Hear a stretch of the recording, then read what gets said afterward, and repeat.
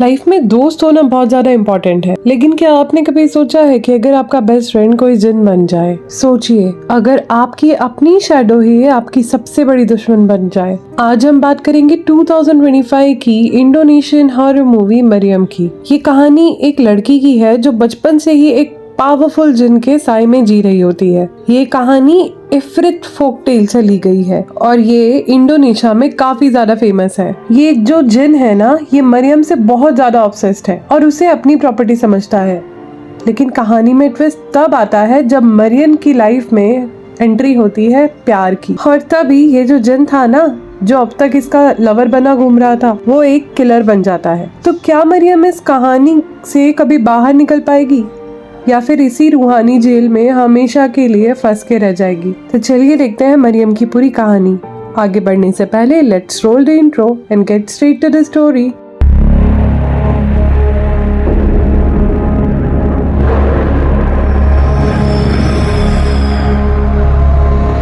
की स्टार्टिंग में हम एक लेडी को लेबर पेन में तड़पते हुए देखते हैं और कुछ ही देर बाद उसे बेबी होता है। इसके बाद में सीन कट होता है और हम मरियम को देखते हैं। मरियम अपना इंट्रोडक्शन देती है और अपनी ऑडियंस को बताती है कि आज वो अपनी लाइफ का एक ऐसा राज बताने वाली है जो उसने पहले कभी किसी से शेयर नहीं किया। वो बताती है कि वो बहुत टाइम तक एक जिन के साथ रह रही थी।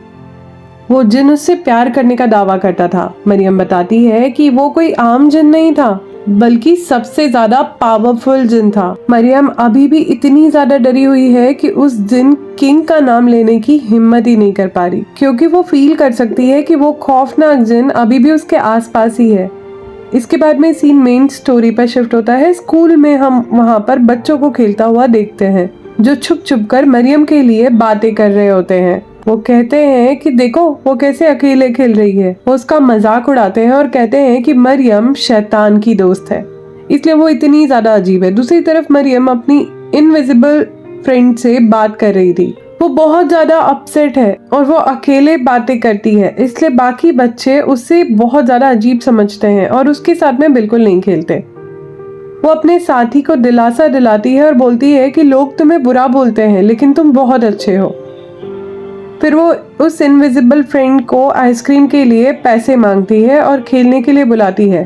स्टूडेंट्स अभी भी मरियम पर हंस रहे थे और उसकी दोस्त और उसकी इंसल्ट कर रहे थे। तभी सडनली मरियम को अपना फ्रेंड दिखाई नहीं देता और वो सडनली उसे ढूंढने लगती है और पूछती है कि तुम कहाँ खो गए। और मरियम उन बच्चों के पास जाकर चिल्ला कर बोलती है कि मेरा दोस्त कोई शैतान नहीं है, वो बहुत अच्छा इंसान है। ये चीख सुनकर सभी लोग डर जाते हैं। और नेक्स्ट सीन में हम देखते हैं कि टीचर क्लास में हिस्ट्री पढ़ा रही होती है और पढ़ाई के बीच में ही मरियम की नोटबुक पर कुछ नोट्स उभर कर आ जाते हैं कि मैं तुम्हें हमेशा प्रोटेक्ट करूंगा। मरियम को क्लास में इतना ज्यादा एब्सेंट देखकर टीचर उसके प्रॉफिट एडम और हवा की हिस्ट्री के बारे में पूछती है।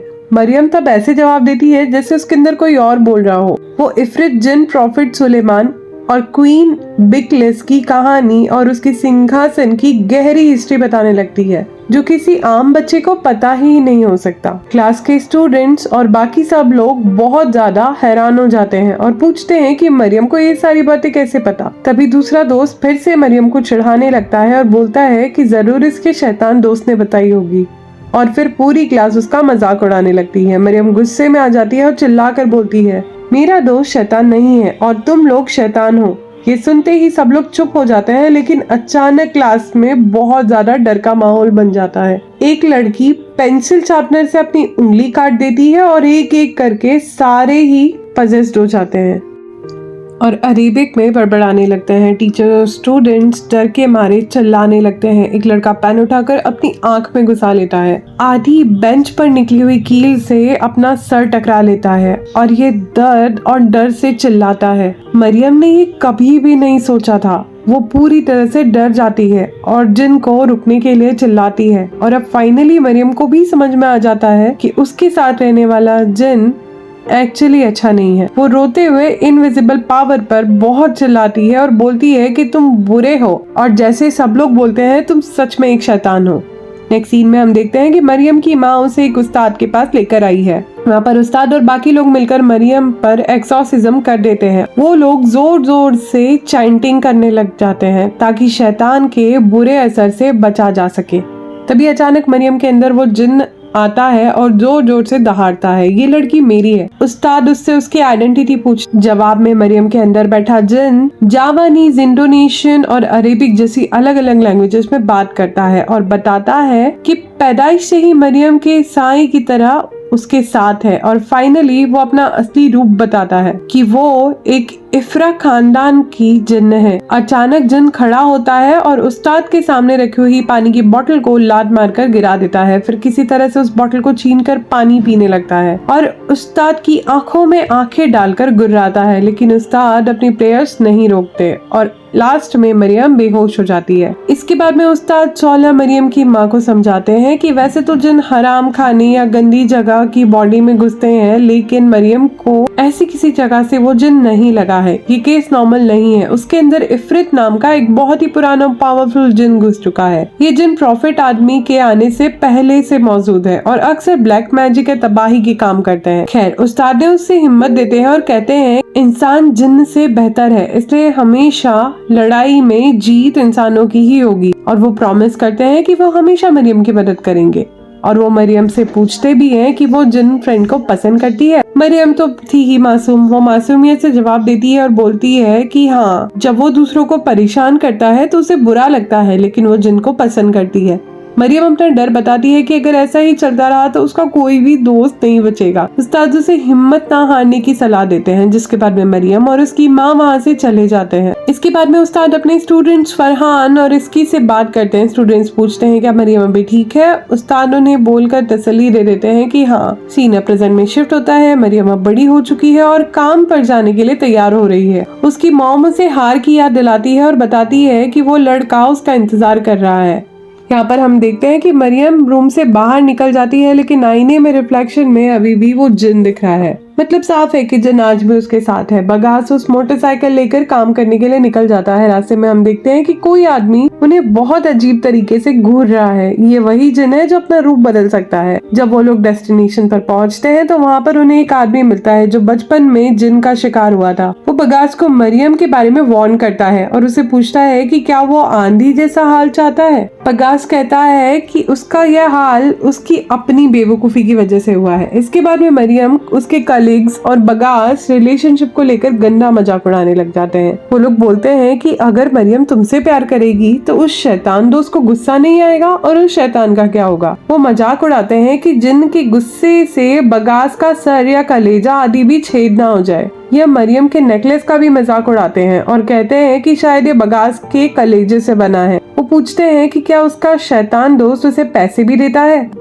और अगर देता है तो क्या उन्हें भी देगा। मरियम चुपचाप सारी चीजें बर्दाश्त करती है। तभी बगास आता है और बताता है कि सर के ऑर्डर पर फिश प्रोडक्शन बढ़ाने के लिए कहा गया है और मगरिब के बाद में कोस्टल एरिया में जाना होगा और वहाँ पर शैतानों का अड्डा है। खैर, बगास की जगह पर मरियम को वहाँ पर जाने की ड्यूटी मिल जाती है, क्योंकि सभी लोग बोलते हैं कि मरियम को डरने की जरूरत नहीं, क्योंकि बॉडीगार्ड बनकर बगास भाई जो उसके साथ है। नेक्स्ट सीन में हम मरियम और बाकी सारे कोस्टल एरियाज में पहुँचते देखते हैं। जगह सच में बहुत ज्यादा सुनसान और हॉन्टेड लग रही थी, जिसे देखकर सब कोई बहुत ज्यादा डर जाते हैं। तभी आदि बोलता है कि डरने की कोई बात नहीं, मरियम साथ में है जिसका दोस्त जिनका राजा है। अचानक वो देखते हैं कि मरियम का चेहरा बहुत डरावना हो गया है। दूसरी तरफ हम असली मरियम को देखते हैं जो कि के साथ थी। मरियम को अकेला देखकर सब लोग हैरान हो जाते हैं और पूछते हैं कि क्या वो लोग को छोड़कर आ गए। तभी चीखने की आवाज आती है और सब लोग वहाँ पर भागकर जाकर देखते हैं कि आदि, बगास और एका का पॉजेस हो चुके हैं और उनके मुंह से खून निकल रहा है। तभी मरियम चिल्लाकर जिन को रुकने के लिए कहती है। वो बोलती है कि मेरे दोस्तों को परेशान मत करो, रुको। अजीब बात यह थी कि उसके बोलते ही सब कुछ शांत हो जाता है और सिचुएशन नॉर्मल होने के बाद में वर्कर्स तौफीक सर को सब बताते हैं। एकका दावा करती है कि मरियम उनके साथ थी और उन्होंने यही सब कुछ कराया, लेकिन वो कहती है कि मरियम तो उसके साथ थी। एक ही टाइम पर मरियम दो प्लेसेस पर नहीं होती। इसके बाद में कंफ्यूजन हो जाता है। तौफीक सर डांट कर सब कुछ चुप करा देते हैं और मरियम को छोड़कर बाकी सभी को वहाँ से जाने के लिए कहते हैं। तौफीक सर को मरियम पर डाउट होता है। उन्हें लगता है कि मरियम के अंदर सच में कोई भूत है, क्योंकि उसके आते ही सारे अटैक कैसे रुक गए और मरियम ही तो थी जिसे दो जगह देखा गया था। और मरियम को काम से निकालने का फैसला करते हैं। तभी बागा सारा इल्जाम अपने सर पर ले लेता है और मरियम के लिए स्टैंड लेता है। वो कहता है कि मगरिब के वक्त पर, मतलब इवनिंग के टाइम पर उन्हें वहां ले जाना उसकी गलती थी। वो सर से एक और चांस मांगता है। सर चिढ़कर वहां से चले जाते हैं और बोलते हैं कि बगास हीरो बनने की कोशिश कर रहा है। सबके जाने के बाद में बगास मरियम को संभालता है। बगास मानता है कि अटैक के वक्त उसने दूसरी ओर मरियम को देखा था और वो समझ गया था कि मरियम इनविजिबल दोस्त के साथ थी। मरियम से पूछता है कि बगास क्या उससे डरता है। बगास साफ बोल देता है कि वो मरियम से कभी नहीं डरेगा और हमेशा उसे प्रोटेक्ट करेगा। इसके बाद में मरियम को घर छोड़ देता है और लेट होने पर उसकी मॉम भी परेशान हो जाती है। बगास उसे समझाता है कि काम पर एक बहुत अजीब सी घटना हुई थी। वहाँ पर मरियम के अलावा बाकी सभी को जिन ने पकड़ लिया था। तभी मरियम की माँ बगास से पूछती है कि मरियम से जुड़ी हुई सुपर नेचुरल वाली जिन प्रॉब्लम के बारे में जानने के बाद में भी क्या उसे कोई दिक्कत नहीं है। बगास पूरी हिम्मत से जवाब देता है कि उसे कोई प्रॉब्लम नहीं है। वो मरियम की माँ को साफ बता देता है कि मरियम से शादी करना चाहता है। माँ उसे वार्न करती है कि ये रास्ता बिल्कुल आसान नहीं होगा, लेकिन बगास वादा करता है कि वो मरियम को हमेशा प्रोटेक्ट करेगा और फिर वो वहाँ से चला जाता है। इसके बाद में हम मरियम को उसके नए रूप में देखते हैं, जिसके हाथों में सुबह सुबह एक पेपर था जिस पर सूरह जिन का आयत नंबर 11 लिखा हुआ था। उसे याद आता है कि एक बार उसे उस्ताद ने कहा था कि अगर चाहे जो भी इफरित जिन का असली रूप देख सकती है, शायद इसी प्रॉब्लम का कोई सॉल्यूशन मिल जाए। मरियम ने जिन को देखने के लिए हाँ कर दी थी। उस्ताद ने उसे आयत बार बार पढ़ने की सलाह दी, लेकिन उन्होंने सख्ती से वार्न भी किया था कि इंसान की क्यूरियोसिटी जिन को और ज्यादा पावरफुल बना सकती है, इसलिए उसे बहुत ज्यादा सावधान रहना होगा। खैर मरियम को डर लग रहा था, इसलिए वो पेपर पर रट कर लेट जाती है, लेकिन तभी अचानक से किसी ने डोर को जोर से धक्का मारा और नीचे गिरा दिया। मरियम डरते हुए पास गई तो उसने देखा कि वहाँ पर एक पेपर पड़ा हुआ था जिस पर लिखा था कि मैं तुम्हें प्रोटेक्ट करूंगा। मरियम समझ गई कि ये उसी जिन का काम है। मरियम ने कांपते हुए सूरह जिन की आयत में 11 पढ़ने लगी, लेकिन जैसे जैसे वो पढ़ रही थी जिन की दहाड़ और चीखें बढ़ने लगी। मरियम देखती है कि दरवाजे के पर्दे पर उसे रिफ्लेक्शन दिखाई दे रहा है, लेकिन जैसे ही मरियम की मॉम रूम में आती है सब कुछ नॉर्मल हो जाता है। मरियम डर के मारे बुरी तरह से हाँफ रही थी। मरियम रोती हुई माँ को बताती है कि इस जिन के चक्कर में एक ऐसी अजीब सी जिंदगी जीते जीते थक चुकी है, अब बस वो एक नॉर्मल लाइफ जीना चाहती है। उसकी मॉम उसे गले लगा देती है और सब्र रखने के लिए कहती है। फिर माँ उसे खुशखबरी देती है और बताती है कि बागस ने शादी का प्रपोजल दिया है और उस्ताद सोलह ने हाँ भी कर दी है। सीन अब समुद्र के किनारे शिफ्ट होता है, जहाँ पर मरियम बागस से पूछती है कि क्या वो सच में उससे शादी करना चाहता है। मरियम को असल में बागस की सेफ्टी की चिंता थी। बागस उसे यकीन दिलाता है कि वो उससे सच्चा प्यार करता है और साथ ही उसे डरने की कोई भी बात नहीं है। जब बागस मरियम को घर छोड़ने जाता है तभी हम जिन को देखते हैं जो बागस पर बहुत ज्यादा गुस्सा था। नेक्स्ट मॉर्निंग जिन मरियम के गले में बागस का दिया हुआ नेकलेस खींच कर फेंक देता है और मरियम चौंक कर उठती है। नेकलेस जमीन पर मिलता है। इसके बाद में दरवाजा खुलते ही बागस अपना मेंटल बैलेंस खो चुका था। घर के बाहर पूरे गांव की भीड़ जमा थी। इससे पहले कि कोई और कुछ समझ पाता, बागस अपना सर पटक पटक कर खुद को खत्म कर लेता है। इसके बाद में सीन ग्रेवयार्ड पर आता है, जहाँ पर मरियम बागस के लिए दुआ करने पहुँचती है, लेकिन उसे देखते ही बागस की माँ भड़क जाती है और वो चिल्लाती है कि मरियम की वजह से ही उसका बेटा मरा है। लोग उसे शांत करने की कोशिश करते हैं पर वो मरियम को वहाँ से चले जाने को कहती है। आखिरकार मरियम की माँ उसे लेकर वहाँ से निकल जाती है। वहाँ पर भी जिन एक बच्चे के जरिए उस्ताद को मैसेज देता है कि वो इंसान को भी मार सकता है। जवाब में उस्ताद जिन को याद दिलाते हैं कि जिंदगी और मौत सिर्फ अल्लाह के हाथ में है। बागस की मौत के बाद में मरियम पूरी तरह से टूट जाती है और बार बार यही कहती रहती है कि सारी गलती मेरी है। मरियम की माँ उसे शांत करने के लिए चैंटिंग करने के लिए बोलती है, लेकिन मरियम खुद ही को ही जिम्मेदार मान रही थी। जब माँ उसे घर ले जाने की कोशिश करती है तो वो चिल्ला कर कहती है कि मरियम भी मर ही जाए। माँ उसे रोकना चाहती है लेकिन वो नहीं रोकती और ना ही वो शांत होती है। तभी उस्ताद 16 आकर उसे संभालते हैं और समझाते हैं कि खुद का दोष ना होते हुए भी तुम इतनी ज्यादा परेशान हो। भले ही बागस मर गया है और हालात बहुत मुश्किल है पर उसे टूटना नहीं है। मरियम फिर भी बागस को याद करके रोती रहती है और खुद को कसूरवार मानती है। उस्ताद मरियम को वार्न करते हुए कहते हैं कि हार मत मानो, क्योंकि अगर मरियम मायूस हो गई तो वो जिन दोबारा उसके ऊपर हावी हो जाएगा। और तभी उस्ताद उस जिन्न से कहते हैं कि इंसान जिन्न से ज्यादा ताकतवर है इससे हमें पता चलता है कि जिन्न चाहे कितना भी डराए, भगवान के ऊपर हमें हमेशा विश्वास बनाए रखना चाहिए और उनकी पावर हमेशा ज्यादा होती है। नेक्स्ट सीन में हम देखते हैं कि उस्ताद ध्यान से चैंटिंग कर रहे होते हैं और चैंटिंग के बाद में वो दुआ करने लगते हैं। हम उनके पीछे उसी जिन को देखते हैं जो भी पढ़ रहा होता है, जो उस्ताद पढ़ रहे होते हैं। यह समझते ही वो पीछे मुड़कर जिन्न से कहते हैं कि मुझे पता है कि तू कौन है। वो पूछते हैं कि आखिर तू चाहता क्या है। तो वो जिन पल भर में उनके सामने आकर उनका मजाक उड़ाता है और बोलता है कि जिस चीज के आप जिक्र कर रहे थे, जिन्न कड़वी आवाज में पूछता है, क्या हुजूर को लगता है कि छोटी सी दुआ जो जिक्र के मरियम से अलग करने के लिए काफी है। अंत में जिन एक बुरी भरी हंसी भी हंसता है। नेक्स्ट सीन में हम उस्ताद 16 को मरियम से पूछते हुए देखते हैं कि उसने नमाज पढ़ी या नहीं। वो मरियम की तड़प को समझ जाते हैं और कहते हैं कि मरियम बस शांति से इबादत करना और एक नॉर्मल लाइफ जीना चाहती है। उस्ताद उसे हिम्मत देते हैं और कोशिश करते हैं कि इबादत से उसकी पूरी तरह से हेल्प की जाए, लेकिन सडनली वो वहाँ से बाय बोलकर जाने की बात करते हैं, जिसे सुनकर मरियम बहुत ज्यादा डर जाती है और वो पूछती है कि उस्ताद के बिना वो इस खतरे का सामना कैसे करेगी। तभी उस्ताद नर्म दिल से जवाब देते हैं कि ये तो बस एक भगवान की मर्जी है।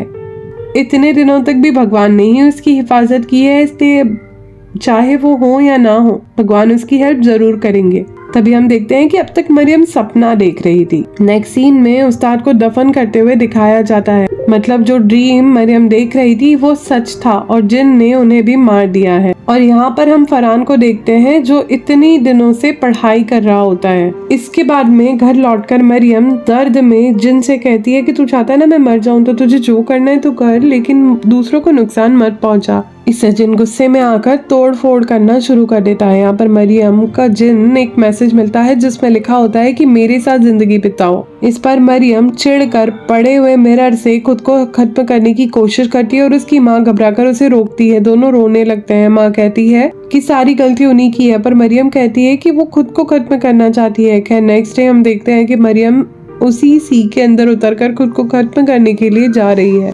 तभी वहाँ पर फरहान आता है। फरहान बड़ी हिम्मत करके जवाब देता है कि अगर वो लड़की को मारा फरहान बड़ी हिम्मत करके जवाब देता है कि अगर उसने लड़की को मारा तो जिन एक बुज़दिल साबित होगा। फरहान भगवान से पनाह मांगकर दुआ रुकिया पढ़ना शुरू करता है, जिससे जिन दर्द के मारे चिल्लाने लग जाता है। माहौल शांत होने पर मरियम को दोबारा होश आता है और उस्ताद 16 मरियम के बारे में बताते हैं कि वे लोग बचपन में मिल चुके हैं। फरहान उसे समझाता है कि 16 और बागिस की मौत के दोषी वे खुद को ना दे, क्योंकि वो मौत भगवान की मर्जी थी। मरियम की मॉम उसे हिम्मत देके बोलती है कि अब वो कुछ भी हार ना माने। मरियम घर लौटकर दोबारा चैंटिंग शुरू कर देती है।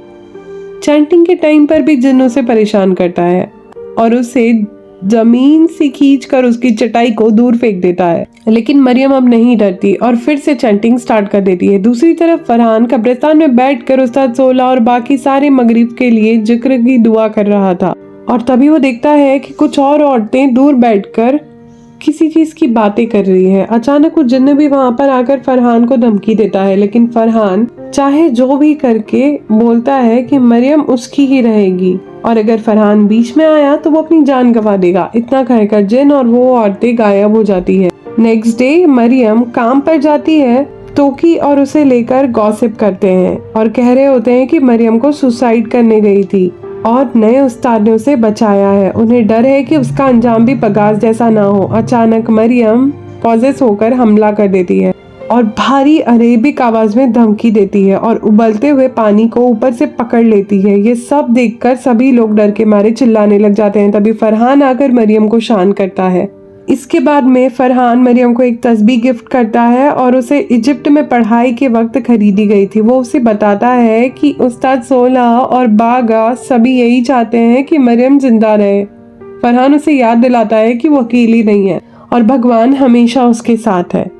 इसके बाद में दोबारा से मरियम घर पर लौटकर पूजा करना मतलब चैंटिंग पढ़ना शुरू कर देती है और उसे ऐसा लगता है जैसे दीवार पर कोई आग लग रही है। पर घबराने की जगह पर मरियम बार बार चैंटिंग स्टार्ट रखती है, जिससे सारा माहौल शांत हो जाता है। लेकिन तभी जिन एक बॉक्स फेंकता है जिसके अंदर एक मैसेज था, जिसमें जिन क्लेम करता है कि मरियम से वो बहुत ज्यादा प्यार करता है।